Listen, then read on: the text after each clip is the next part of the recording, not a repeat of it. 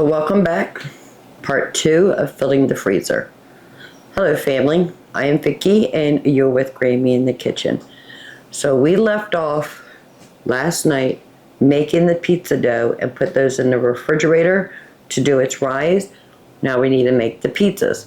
We have the macaroni and cheese, the breakfast burrito, and the lunch snack burritos in the freezer. I did not cook dinner last night, but it's okay. We had things we could eat anyway. We are going to cook what we were planning on cooking yesterday today. And if there's any leftover from that, I'm also going to put that in the freezer also, because we have almost a whole pound of cooked macaroni. That is more than the husband and I need. So I'm planning on just adding other things to it and get it in the freezer, plus have it for dinner.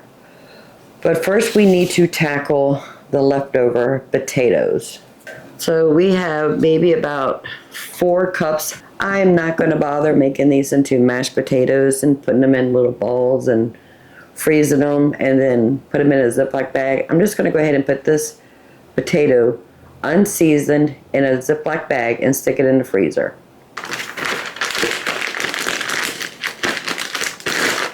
And whenever I make a dish that needs some potatoes, we already have them ready. We can turn these into mashed potatoes, or we can use it in a casserole.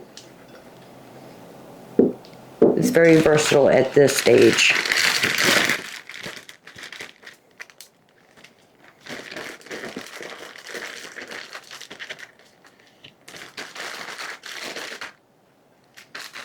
So I'm just going to flatten it out so that it freezes in a flat state instead of a big ice cube at the bottom of the bag. And I'm going to stick this in the freezer.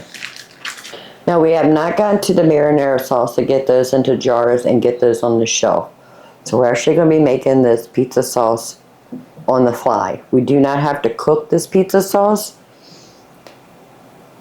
So I have a can of tomato sauce and a can of diced tomatoes. Just dumping it back and forth. Make sure we get all the tomato goodness out of this can. And I'm going to put about a 1/4 cup of water. Just give it a little swish. And make a mess. It's not Grammy's kitchen unless we make a mess. You know how we do things around here. Alright, we got that cleaned up. So I have one of our tomato paste that we keep in the freezer. Put that in here. Oven is preheated to 400 degrees.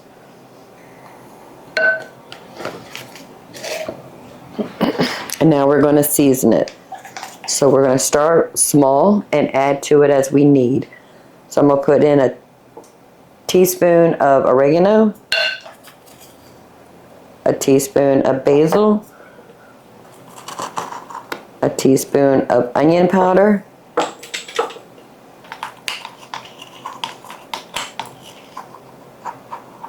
a teaspoon of garlic powder, 1/4 teaspoon of pepper, a 1/2 teaspoon of salt, and just so it's not so acidic, I do add sugar, and I like the flavor of brown sugar, so I'm going to put in 2 tablespoons of brown sugar. I have the stick blender over there. I'm going to go ahead and give this a good whirl. Make sure we smooth out all of those chunks of diced tomatoes.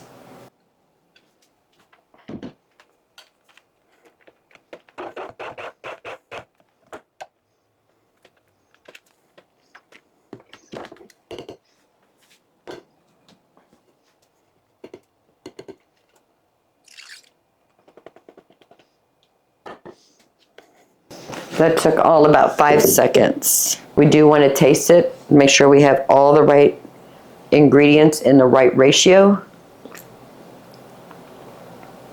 Whole family. Perfect, we're done.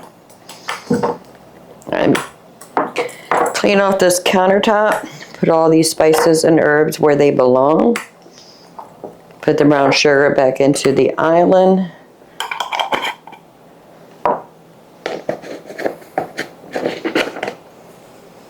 I'm going to go ahead and put the 2 large cast iron skillets in the oven.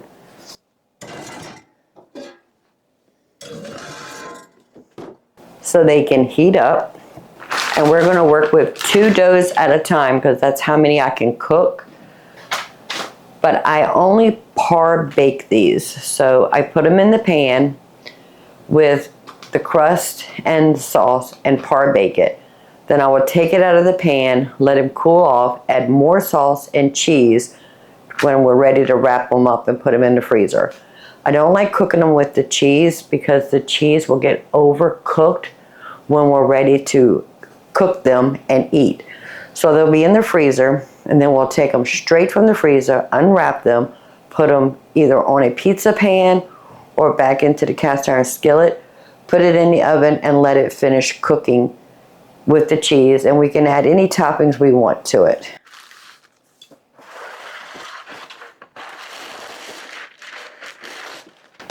So I like rolling them out on parchment paper. And this is a very handy tool when you're rolling out something small like bread or pizza dough in this case, and it just rolls it out perfect.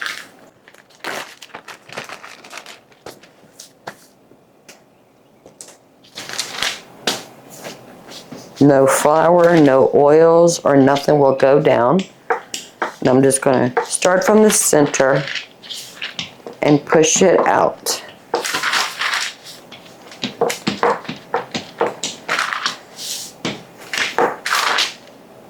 Did not mean to do that. There we go.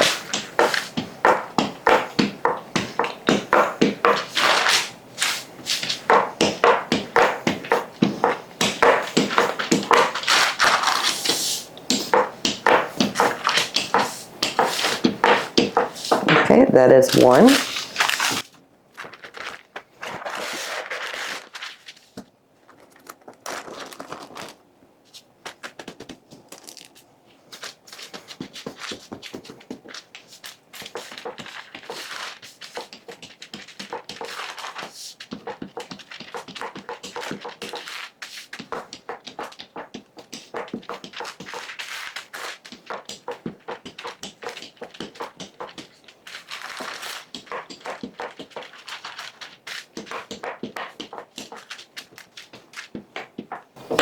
And 2. So here's one of our hot cast iron skillets. Put a little bit of avocado oil. And I use polenta, but you can use a cornmeal or some sort of a corn flour. They just work as barbarians underneath the pizza crust so it doesn't stick to the pan.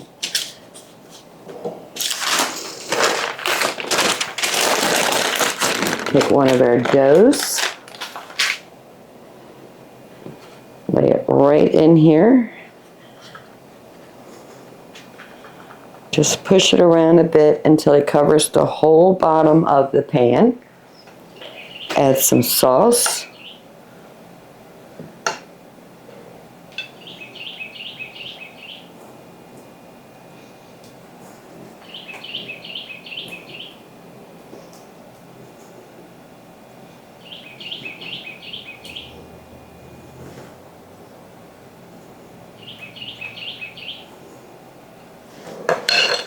In the oven,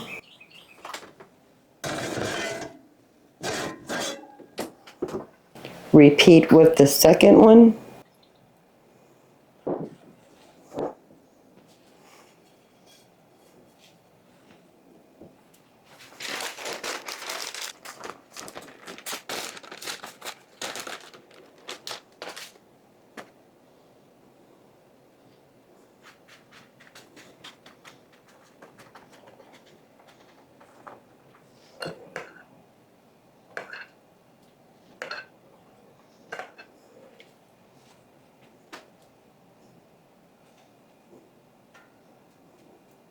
I'm going to about a 1/2 inch from the edge of the crust. Back in the oven, and we'll let those cook for about 20 minutes. We'll take them out of the pan, put it on parchment paper, let it cool down to room temperature. Then we'll add more sauce and cheese on the top. Repeat the process until all 6 pizzas have been par cooked. I'll bring you right back when we're ready to move on to the next step. So I have the first 2 out. I added more sauce and cheese. Now I'm getting ready to take out the second 2.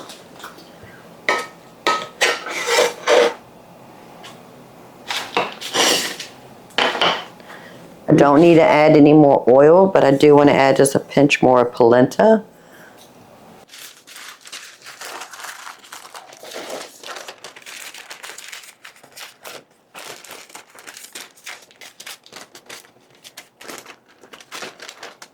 Went ahead and stretched out the last 2 doughs. Let's add our sauce.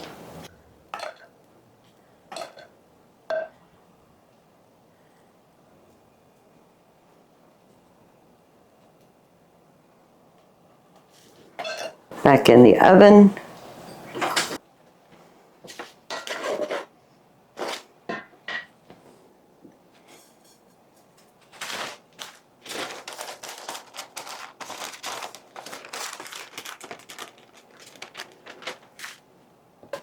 The last pizza dough in the pan.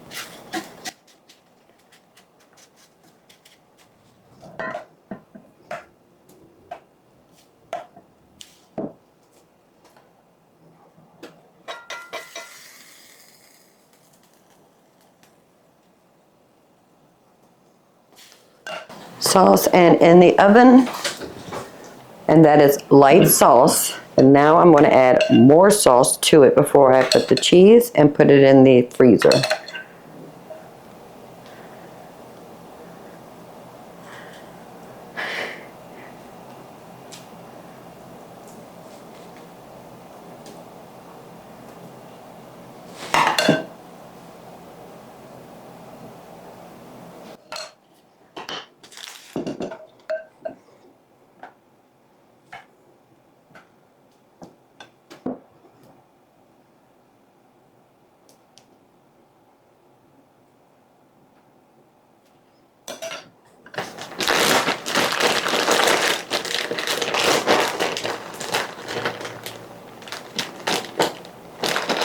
In the mozzarella, you can put as much or as little as you like.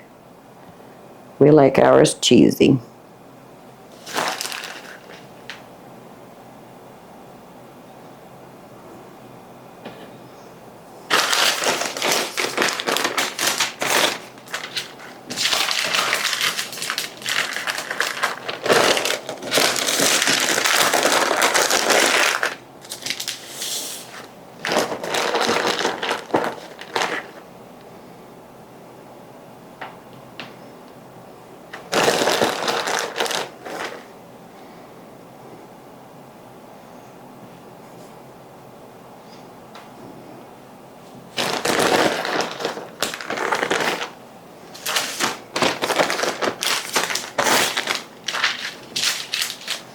So we're just waiting on the last 2 to cook. We need to let all 6 of these cool off before we wrap them in plastic wrap and get them in the freezer. I will not have any sauce left over because after we add the sauce to the par-baked pizzas in the oven, whatever's left over, I'm just going to dollop on all 6 of them till the sauce is gone. Now, as for the gallon-size Ziploc bags we use to oil and let the pizza dough rise, I'm just going to put them back in the freezer. Try to get as much of the air out as I can.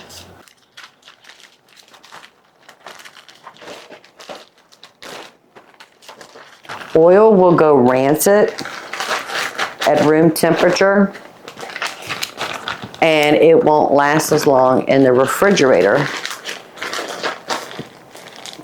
But if you keep your oiled Ziploc bags in the freezer, they'll have a longer life. And the next time we need to make pizzas, we'll pull this out of the freezer and reuse these bags over and over and over again. And I said at the beginning of this that we were going to par bake them for 20 minutes. I was wrong. 15 minutes. So 15 minutes in the cast iron skillet is the perfect amount of time.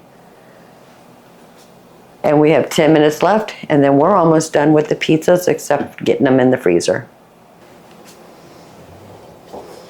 And the last two are coming out of the oven.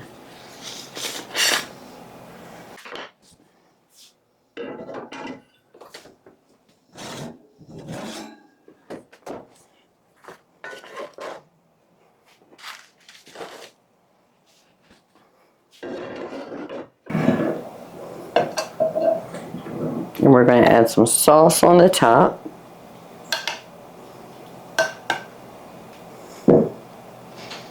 Now this recipe doubles, triples very easily. Just double the crust recipe. Make your dough balls as big or as small as you like. Double or triple the sauce recipe. Or you can actually use store-bought pizza sauce if you prefer. If you have a favorite Italian restaurant in your neighborhood and you absolutely love their sauce, you will be surprised. They'll sell you some of their homemade sauce.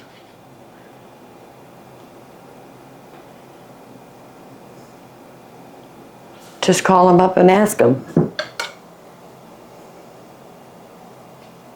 I'm going to add a little bit more sauce to each one because I have a little sauce left over.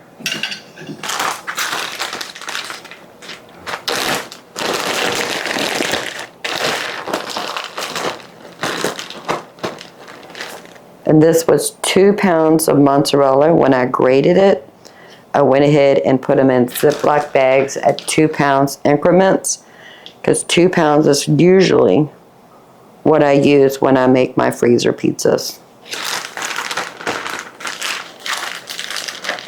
And what is left over, we can use it for dinner, or we can just top each one with extra cheese. I think I'm going to save that for dinner.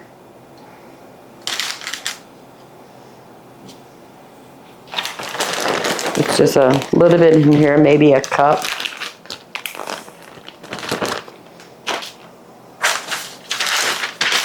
Okay, these are done.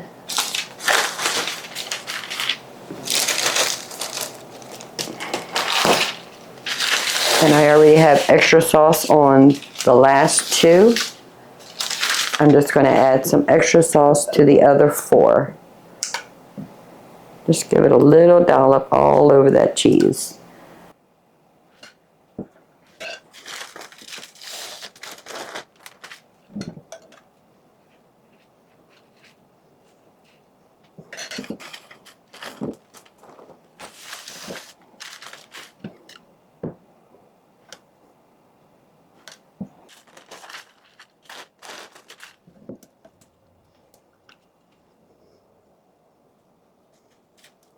Perfect.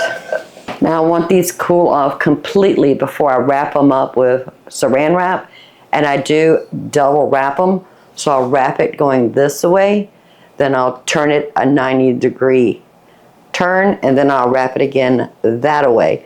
That way they're double protected when it's in the freezer. Then when we're ready to bake it, we'll just take the saran wrap off, take this top parchment paper off, bake it on a pizza pan, or you can use the cast iron skillet, but I usually bake it with the bottom parchment paper for about 30 minutes, straight from the freezer to the oven, 400 degrees for 30 minutes. Take it out, cut it up. When you're ready to bake them, you can put any kind of toppings you like on yours: sausage, ham, mushrooms, green peppers, pineapple, banana peppers, whatever you like on your pizza. You can actually put those toppings on now before you freeze it, but we like having a clean slate, so we just do cheese pizzas and then we'll just add the toppings when we're ready to bake it. I like just plain cheese pizza. The husband does enjoy pepperoni. If we were to share one, I'll put pepperoni on half, put it in the oven, cook it, and then slice it up. He eats half, I eat half. But you can make your own freezer food with ingredients that you trust, with real ingredients. If you take the time and spend a weekend or whatever your days off, if you work outside the home and make your own freezer meals. Now on my last Azure order, I had gotten 75 pounds of flour, a 25-pound Azure Market flour, and the 50-pound Central Milling flour. And this 25-pound flour I put in my 5-gallon bucket. The Central Milling flour is still sitting on the floor. I need to tackle that, and I think I'm going to do it today. I'm just going to fill up whatever I can get into the 5-gallon bucket, make sure my 2 containers in this island are full, and the rest of them I'm just going to put it in Mylar bags, seal them, and put them in my back storage. I have a bin with a lid. It's not a snap-on lid, but it has a lid on it that I put all of my backup flour in. Because when I say I'm out of flour, family, I'm really not out of flour. I have flour in my 5-gallon bucket, flour in the kitchen, flour in some Mylar bags also. So when I say I'm out, it only means the only ones I have is in the Mylar bags. Those are the ones I usually take to North Carolina and share with Amanda. If Barbara needs flour, I'll give her one of those because there's roughly about 5 pounds in each Mylar bags. And I share it with my kids. I don't have a problem with that. But as soon as I can get these in the freezer, we're going to tackle that flour. So the 2 lunch snack burritos that we left in the refrigerator, I'm eating that for a snack today. So I just left it in the parchment paper, put it in the microwave for 1 minute. Depending on how powerful your microwave is, you can do it for a half a minute to a minute. And they're nice and hot. I'm going to enjoy my lunch. Then we still need to wrap up these pizzas. So the pizzas have cooled. We can go ahead and wrap them up.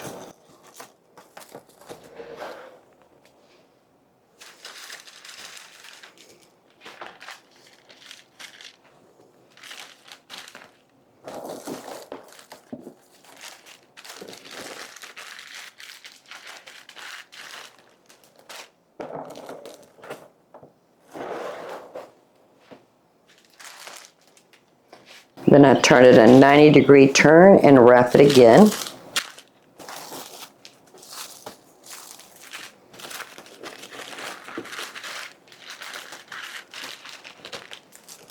All right, so let me get all 6 of these wrapped up, and they'll be ready to go into the freezer. One we're probably going to have for lunch today, and the other 5 will go into the freezer.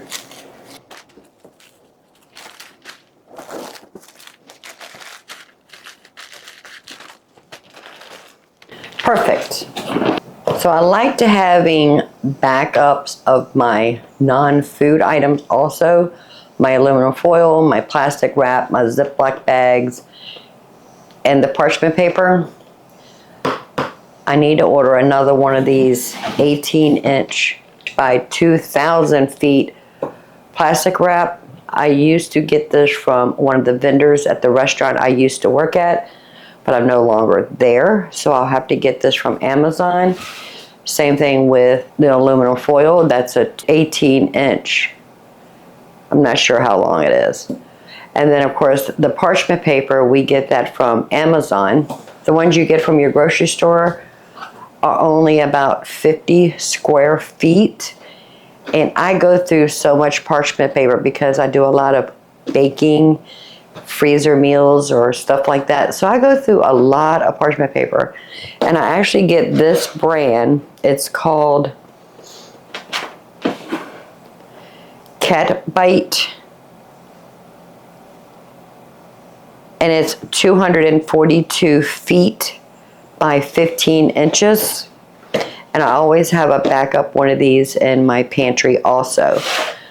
So we already have another box of the gallon size Ziploc bag in the pantry. I have one of my parchment papers in the pantry, but I don't have plastic wrap and I don't have aluminum foil. So I need to make an order on Amazon for that real soon.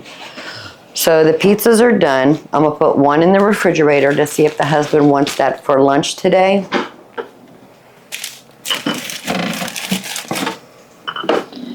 And the other 5 will just go into the freezer.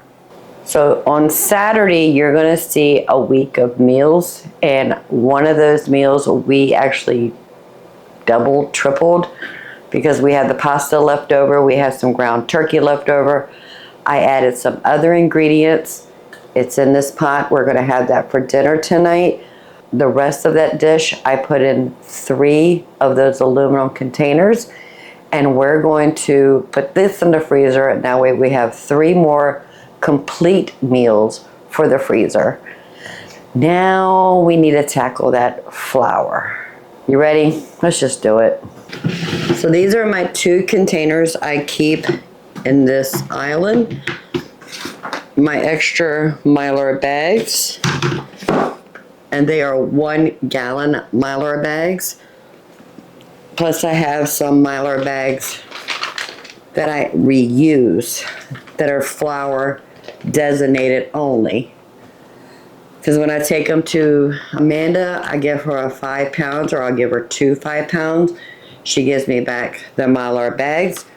We cut it right at the seal line, refill it, seal it back up, and each time until we are no longer able to use it, we'll continue doing it that way. So I have the 50-pound bag of flour sitting on top of a 5-gallon bucket.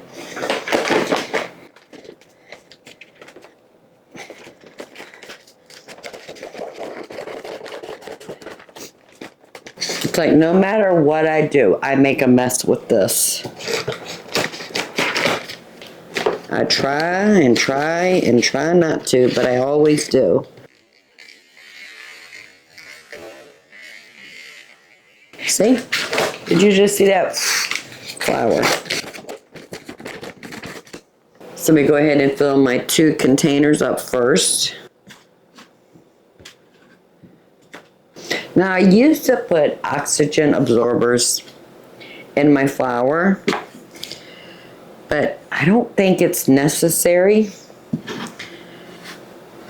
because once they're sealed, there's no air in it really. I try to get as much air out of it as possible, so I don't think it really needs oxygen absorbers. Tell me if I'm wrong. This is not for long-term storage. I'm not trying to save flour for 30 years. I'm just trying to preserve it until I can use it.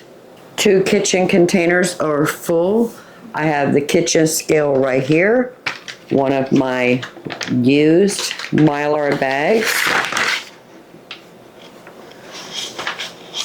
I'm just going to fill it up, weigh it, let it get to about 5 pounds, and then we'll go back and seal them all. I probably have a little bit more than half in this bag still. I'm not tearing it out for the weight of the bag. So if it's 5 pounds and a few ounces, that's okay.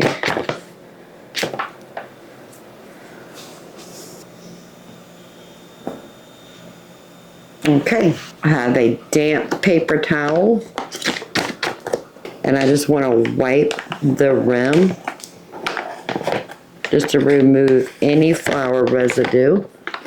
It will help it seal a lot better. Okay, that is one. Let me go ahead and empty this bag of flour into Mylar bags, and then we'll seal it up. It's probably going to take me about 30 minutes to get this bag empty. I'll bring you back, and then I'll show you how I seal them.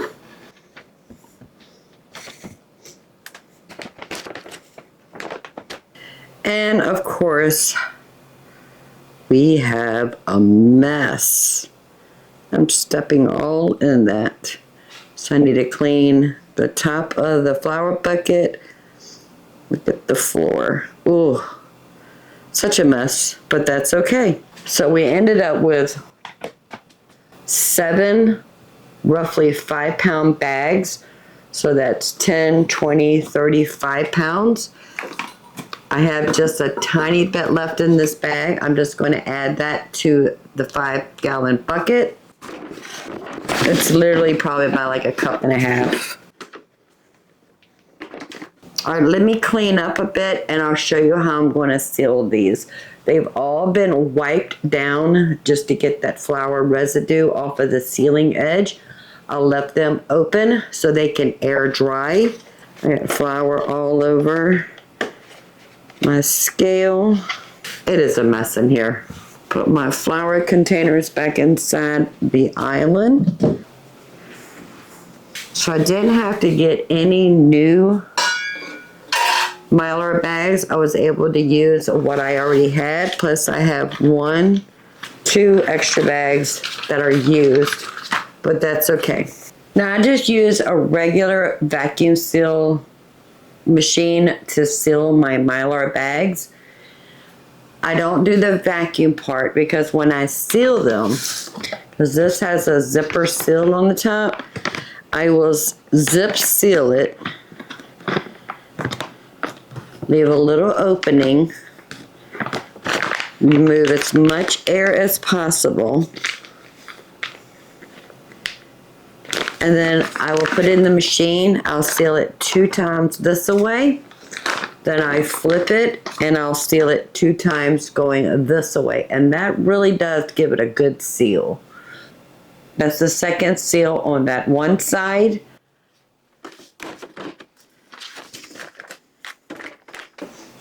And then I'll just do it 2 times on that side, and I'll do all 7 of these bags, and this will go into my container for my back stock of flour.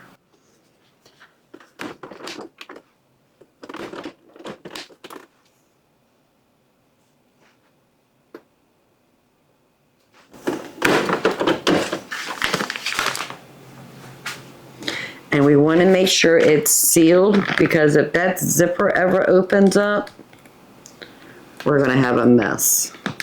And that did not seal.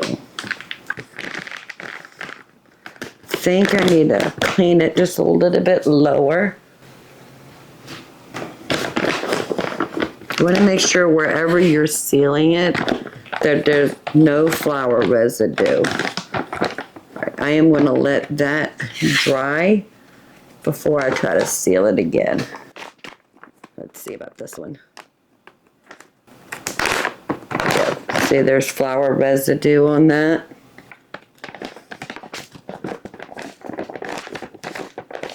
All right, I'm going to let that one dry. This one we can actually seal it above the zipper, and that has been cleaned.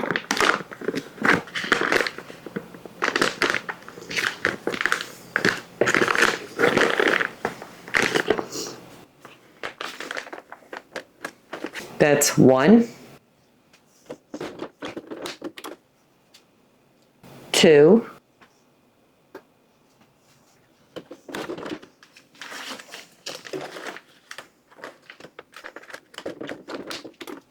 flip it, and then 1,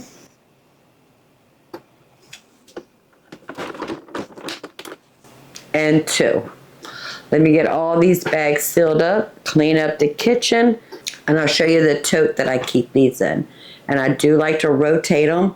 So all these have dates on it. I need to change the date for today's date so that I know what's old and what's new. All right, that was 4. I'm going to move on to all of these, and then I'll show you the back stock.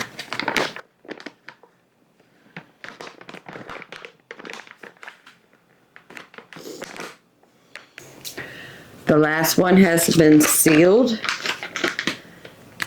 Write the date on here. So we have 7 5-pound bags of flour, plus what I have in my bucket. I will not be able to carry this into the pantry. Like this bag right here is 3.5 pounds. That's what I had left over after I filled everything up. This one has about 2 pounds and 6 ounces. The rest of these are 5 pounds. So I have 1, 2, 3, 4, 5, 6, 7, 8, 9, 10, 11, 12. So I got a total of 12 5 pounds. So that's 60 pounds of flour. I know you're like, Grammy, for real? Yeah, for real. Because if I'm unable to buy things to feed my family, if I have flour, I can make bread. I can make biscuits. If I have flour, we can eat. Thank God I was sealed. All right, I'm gonna put the new ones on the bottom, and I have some bay leaves in here. That just deters rodents. All right, so 1, 2, 3, 4, 5, 6. So that's the 7 new ones. 23, 23, 23, 23, 23. So all these flours was bagged in 2023. And we'll put December 1st. And then I'm going to put August on top. That way when I do need to go in here, I will grab August 1st.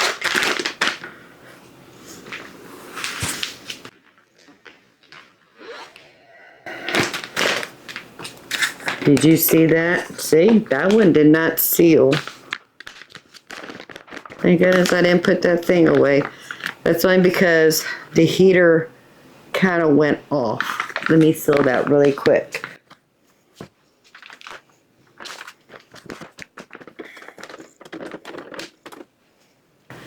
Here's another December.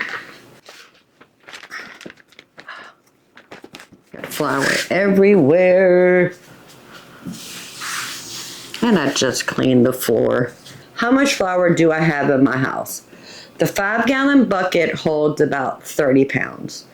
Each one of my containers that I keep in the island holds a little bit more than 5 pounds, but we're going to count it as 5 pounds because it doesn't hold 10, but it holds more than 5. So we're just going to count it as 5. That's 10 pounds. So 30 and 10 is 40 pounds. Plus in this bin, I have 60 pounds. 40 plus 60 is 100 pounds. I have 100 pounds of flour in my house. Is that unusual? No, not really. I can get flour from Azure Standard. Most of the time I order flour.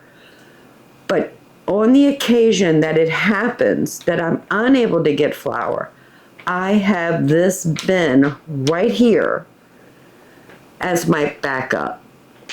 And I don't mind sharing this with somebody who needs flour, who wants a good quality flour. I will share this. I don't mind. My pantry, although it's there to feed my family, which is the husband and myself, it is also to feed my kids when they need it. When they need flour, or they need spices, or they need a bean or rice, whatever the case may be. Plus, if I know someone that is in need of food, I don't mind sharing it. So the pantry is for the husband and myself, for my children, and to help someone else in need. These are my oxygen absorbers. I have them in a vacuum sealed bag just to preserve the air quality of them because they have to absorb oxygen. And I just keep them in here in the vacuum sealed bags so that oxygen can't get to it. This is some freeze dried eggs a friend of mine gave me. And you know I cannot pick up this bucket. It's gonna live here for a couple days until I can get it into the pantry. When? I don't know. Okay. Nope, the lid's not gonna go in here. But that is okay. The last thing I need to do today is wrap up the last freezer meal. This is something we had for dinner tonight, and I made extra because I've already had the pasta cook, I had the meat cook, and I was able to make 3 meals to go into the freezer. That recipe will be on this channel Saturday.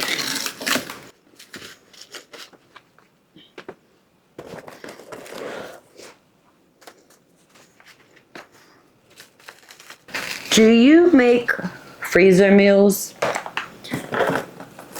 Do you prepare dishes and put them in your freezer? I don't always do it, but when I have an excess amount of something, such as we had excess milk and I wanted to put macaroni and cheese in the freezer, plus our dinner I made tonight was more than we needed, so I was able to get those in the freezer. And always make our own homemade frozen pizzas. I like keeping those in the freezer. Do you make frozen meals? Do you do food preps and put them in your freezer so it's easy access when it's time to cook? I'm really curious. Let me know. So we did not get to the chicken stock on this weekend. We did not make the marinara sauce this weekend. We're going to have to do that very, very soon because the chicken stock is still in the refrigerator. It's been in there for 3 days. I need to take care of that really, really soon. The marinara sauce is still in cans in the pantry. I haven't gotten to it. We will get to it, and yes, I will bring you along when we do that. But we did get a lot done this weekend, and it took 2 videos to get it all done, but we got it done. So if you don't mind, give this video a thumbs up. While you're at it, please subscribe. I would love to have you part of the Grammy family. This is a kitchen we use real ingredients we trust to make meals to feed our family. Right over here, somewhere over here, will be a couple of videos. Please go check those out to the next upload. Don't forget to stick around. We've got bloopers. We love bloopers. Until next time, family, y'all have a blessed day. Bye.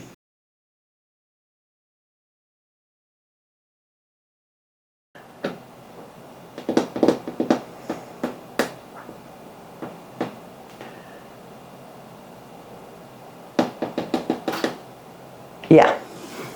Are you ready? I don't know if I am. Let me go get ahead. No, you could see me. There's a beetle in here. I cannot pick up this bucket. Might have to wait till the husband comes home. But that's okay.